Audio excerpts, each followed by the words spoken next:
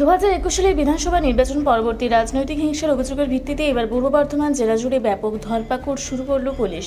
জেলা প্রশাসনের এই দাবাং অ্যাকশনে একের পর এক তৃণমূল নেতা ও কাউন্সিলর গ্রেপ্তার হওয়ায় ব্যাপক চাঞ্চল্য ছড়িয়েছে রাজনৈতিক মহলে। পুলিশ সূত্রে খবর, পুরনো অভিযোগের পাশাপাশি ধৃতদের বিরুদ্ধে কিছু নতুন ধারাও যুক্ত করা হয়েছে। মুখ্যমন্ত্রী শুভেন্দু অধিকারী পুলিশ প্রশাসনকে সম্পূর্ণ স্বাধীনভাবে এবং কড়া হাতে কাজ করার নির্দেশ দেওয়ার পর থেকে জেলা পুলিশ কোমর বেঁধে মাঠে নেমেছে।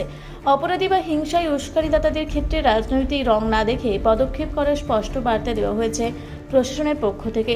কাউন্সিলর থেকে হেভিওয়েট নেতা জেলে একের পর এক। কিছুদিন আগেই বর্ধমানের অত্যন্ত জনপ্রিয় তৃণমূল নেতা শিবশঙ্কর ঘোষকে গ্রেপ্তার করে পুলিশ।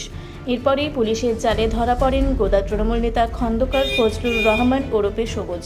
শুধু বর্ধমান শহরই নয়, জামালপুর, কাটোয়া, মেমারি, পূর্বস্থলী সহ জেলার বিভিন্ন প্রান্ত থেকে একের পর এক শাসক দলের নেতাকে গ্রেপ্তার করা হয়েছে। সেই তালিকায় আজ যুক্ত হলো নতুন নাম। আজ বর্ধমান পৌরসভার 19 নম্বর ওয়ার্ডের পরিচিত তৃণমূল কাউন্সিলর শাহাবুদ্দিন খানকে গ্রেপ্তার করে বর্ধমান থানার পুলিশ। আজই তাকে জেলা আদালতে তোলা হয়।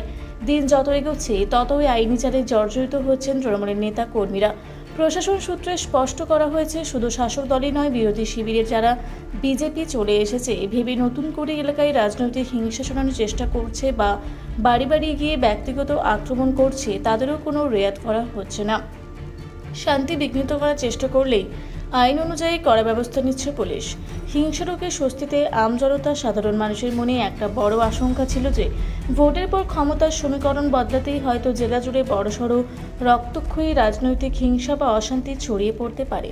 কিন্তু পূর্ব বর্ধমান জেলা পুলিশ সেই আশঙ্কাকে সম্পূর্ণ ভুল প্রমাণ করছে। ছোটখাটো দু একটি অশান্তির খবর সামনে এলেও পুলিশ তা অত্যন্ত কঠোর হাতে দমন করেছে।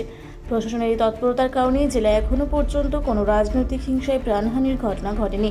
একে বর্তমান পুলিশ প্রশাসনের একটি বড়সড় সাফল্য হিসেবেই দেখছেন জেলার সাধারণ নাগরিকরা।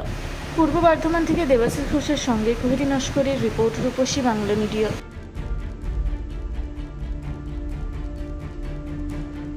আপনারা দেখছেন রূপসী বাংলা মিডিয়া। এখন একটা ছোট্ট বিরতি, ফিরে আসছি বিরতির পর। পুরুলিয়ায় পাত্রপাত্রী যোগাযোগের একমাত্র বিশ্বস্ত প্রতিষ্ঠান বিবাহ পরিচয়। আপনার মনের মতো জীবনসঙ্গী খুঁজতে পাশে রয়েছে বিবাহ পরিচয়। তাই আর দেরি না করে আজই যোগাযোগ করুন বিবাহ পরিচয়। Municipality commercial complex, 2nd floor, Chaibasa road, opposite PWD office, Purulia. Mobile নম্বর 9232440272। ফিরে এলাম বিরতির পর। আপনারা দেখছেন রূপসী বাংলা মিডিয়া।